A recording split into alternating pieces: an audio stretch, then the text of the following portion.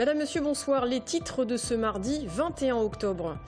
Tous les ordinateurs ont été volés à l'école communale de Homme, près de Langeais. Le maire lance un appel aux voleurs, mais l'élan de solidarité a déjà fait ses preuves. Les régionales et le lancement de campagne du Front de gauche d'Indre-et-Loire hier soir. Objectif, sanctionner le PS et sa politique gouvernementale. Les travaux du pont de l'Alouette avec une opération exceptionnelle aujourd'hui. Le tablier du pont a été soulevé de 15 cm pour remplacer ses appuis. Et on commence avec cet appel pour le moins original du maire de Homme, près de Langeais. La semaine dernière, la totalité des ordinateurs de l'école communale ont été dérobés. Le maire demande aujourd'hui aux cambrioleurs de rapporter leur butin ou de dire où ils se trouvent.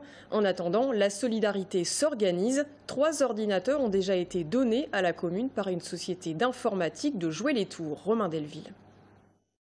Voler, c'est pas bien. Mais alors voler des ordinateurs dans une école communale, celle de Homme en l'occurrence, pour le maire... C'est totalement affligeant, c'est consternant. Les faits se sont déroulés dans la nuit de mercredi à jeudi dernier. Le ou les auteurs ont cassé cette vitre, ont pénétré dans l'école avant d'ouvrir ce placard à PC portable et d'en emporter 10. Et au-delà de la morale, c'est un coup dur financier pour la commune. On ne peut pas multiplier nos investissements et là, ça nous tombe dessus. La facture risque d'être conséquente puisqu'il y a quand même 10 PC, donc on envisage au moins 15 000 € à sortir l'année prochaine de notre budget et on ne sait pas comment on va les trouver, quoi. D'où cet autre cri du cœur du maire, à la limite du désespoir. C'est les auteurs de ce méfait, de ce misérable méfait, ne sachant pas quoi faire de ces ordinateurs, parce que je ne vois pas ce qu'ils peuvent en faire, le déposent à un endroit, les déposent à un endroit et passent un petit coup de fil. Nous en serions bien entendu très heureux. Dans cet océan d'amertume, il y a un petit coin de ciel bleu. Cette société de Jouer-les-Tours, spécialisée dans l'informatique, a appelé la mairie ce matin pour faire un don de 3 ordinateurs. On s'est concerté, ça a pris 10 secondes, on n'a pas vraiment réfléchi, on a dit on y va parce qu'on a du matériel, on peut leur donner des choses et ça leur fera plaisir. Le but du jeu, c'est encore une fois de faire plaisir et en plus ça touche des enfants et on a tous des enfants ici, chaque salarié, donc je veux dire on est vraiment touchés. L'école communale de Homme, qui compte 80 élèves, a un tableau numérique mais plus assez d'ordinateurs pour les classes. Quant à l'enquête, elle a été confiée à la gendarmerie de Savigny-sur-Lathan. Toujours dans le secteur de Langeais, très grave accident ce matin sur la départementale 57. Un choc frontal entre une voiture et une fourgonnette. Bilan 3 blessés graves qui ont dû être désincarcérés par les pompiers. La route a quant à elle été coupée toute la matinée. Florent Carrière. L'accident s'est produit sur cette portion de la départementale 57 entre Langeais et Homme. Il est 8 heures passées ce matin lorsque ces 2 véhicules entrent en collision pour des raisons encore inexpliquées. À l'intérieur de cette voiture en provenance du sud, une femme de 50 ans et une fillette de 3 ans. L'utilitaire, lui, venait du nord, vraisemblablement de la commune de Homme. À l'intérieur, un sexagénaire. Le choc a été très violent, un choc frontal qui a fait 3 blessés graves. Le conducteur de la fourgonnette est conduit au CH Trousseau par hélicoptère. La conductrice de la voiture qui est également conduite à Trousseau par hélicoptère. Et enfin la petite fille de 3 ans qui est dirigée vers Clocheville par l'ambulance des pompiers.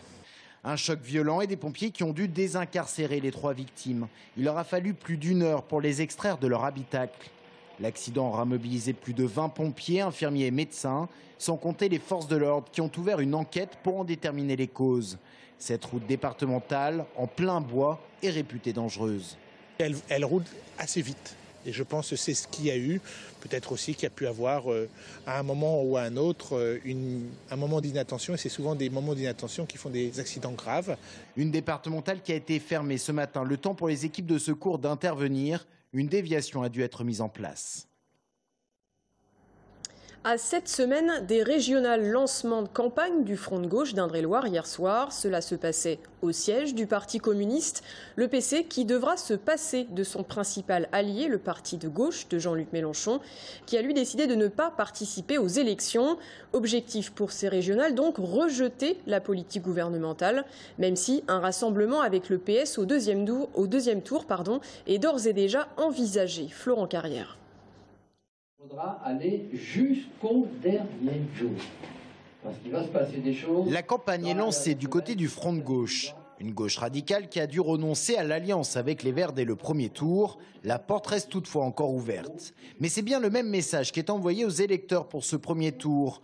Sanctionner le Parti socialiste pour sa politique gouvernementale, tout en défendant un bilan régional partagé avec ce même Parti socialiste. L'objectif c'est celui-là, c'est de donner aux forces de gauche alternatives les moyens de se faire entendre.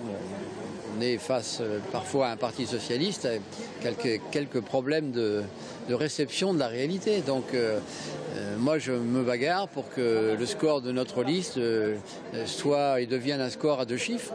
Et pas pour casser, mais justement pour construire avec plus de force dans la dimension de la recherche d'une alternative à la politique actuelle. Au second tour, place au rassemblement de toutes les forces de gauche. Une logique d'entre-deux tours qui a conduit le parti de gauche à se retirer des régionales. Une composante remplacée par le MRC, le parti de Jean-Pierre Chevènement qui entend contribuer à la formation d'un bloc de gauche radicale capable de peser face au PS. Je pense qu'on doit amplifier ça et donner une réponse aux électeurs qui s'égarent dans l'abstention ou dans un vote de protestation. Côté campagne, le Front de gauche veut aller à la rencontre des électeurs. Des citoyens appelés à s'exprimer sur le programme. Toute proposition est la bienvenue. Il ne faut pas se laisser enfermer, à mon avis, dans une logique du premier tour, deuxième tour, mais qu'est-ce que vous allez faire, etc. Il faut qu'on arrête ce genre de questions, excusez-moi, mais c'est vrai qu'on s'enferme vite là-dedans et les gens ne tournent que là-dessus alors qu'il faut sortir du cadre pour se dire, bon, qu'est-ce qu'on veut vraiment changer, qu'est-ce qu'on veut vraiment préserver et qu'est-ce qu'on peut faire parce qu'il y a des solutions. Égalité, solidarité, résistance, un slogan, une adaptation de la triade républicaine, comme pour rappeler qu'au premier tour, le Front de gauche n'a pas fait le choix de la compromission. C'est tout pour ceux qu'on rein et rein pour ceux qu'on tout. Voilà.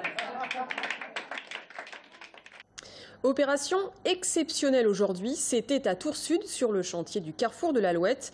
Les 1650 tonnes du tablier du pont ont été soulevées pour permettre la rénovation de ses appuis. Une manipulation délicate, vous allez le voir, qui a duré une bonne partie de la journée. Loïc Argili. 1650 tonnes à soulever de 15 cm, c'est le défi auquel a dû faire face Tours Plus et les équipes en charge du chantier.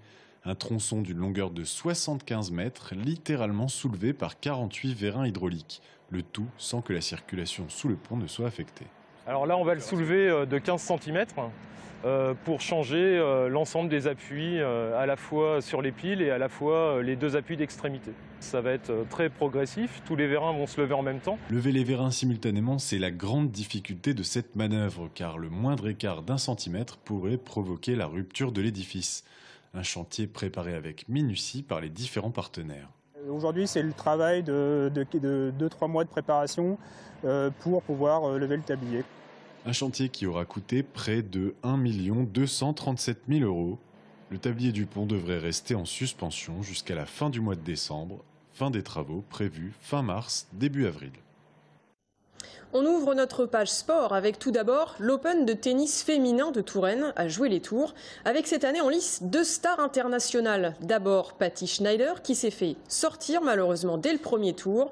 La Suissesse de 36 ans, 7e mondiale en 2005, qui revient dans la compétition, a été battue cet après-midi par la Loire-et-Chérienne Ramia Lison, 2-6, 6-2, 6-3. En revanche, la Française Virginie Razzano, retombée au 251e rang mondial après une longue traversée du désert, s'est elle qualifiée. Et puis en basket, en National 1, avec l'ADA de Blois qui a gagné de justesse hier soir à Chartres, 73-75. Les Blésois étaient venus chercher leur première victoire de la saison à l'extérieur. C'est donc chose faite et l'ADA décroche ainsi son 4e succès de la saison. Enfin, un mot de volley et dernière répétition aujourd'hui pour les Tourangeaux du TVB. Les champions de France en titre affrontaient cet après-midi Paris en match amical. Un déplacement qui s'est soldé par une défaite 3-7-1. Les Tourangeaux, désormais au complet malgré un David Konechny encore blessé, commenceront leur saison samedi face à Chaumont. Des bus au gaz naturel ou au biogaz pour remplacer les bus diesel polluants. Tours Plus va lancer une étude sur ces énergies alternatives. Suite au scandale Volkswagen, l'agglomération a gelé sa commande de 7 nouveaux bus diesel. C'est ce que demandaient les élus écologistes. Nous en parlerons dans un instant avec Emmanuel Denis, conseiller communautaire Europe Écologie Les Verts. Il est notre invité ce soir. A tout de suite.